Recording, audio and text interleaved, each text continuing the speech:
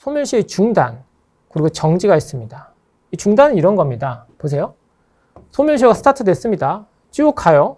한 3년 정도 지났어요.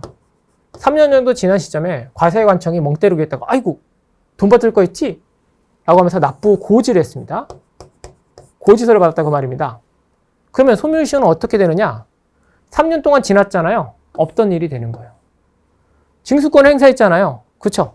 따라서 이렇게 징수권을 행사하게 되면 그간 지난 소멸시효는 없어져 버린다. 즉 지난 기간은 모두 사그러든다라고 보시면 돼요. 이때부터 새롭게 5년이란 기간 또는 10년이란 기간이 카운팅 된다라고 보시면 돼요. 여기 보는 것처럼 중단이라고 하는 것은 징수권의 행사가 있었고 그로 인해서 시효, 즉 지난 기간에 대해서 모두 사그러들고 새롭게 5년 또는 10년이 카운팅 된다라고 하는 것이 소멸시효의 중단이라고 하는 겁니다. 반면 정지라고 하는 것은 이런 거예요. 똑같이 한 3년 정도 지났어요.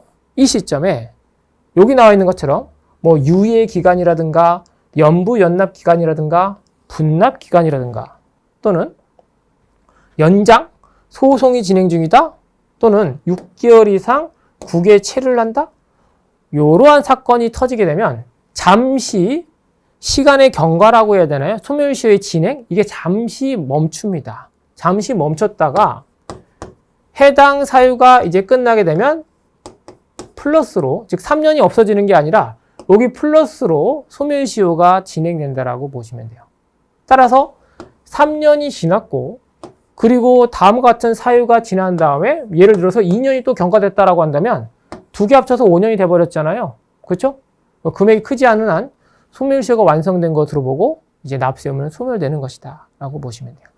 이런 걸 이제 정지라고 하는 거예요.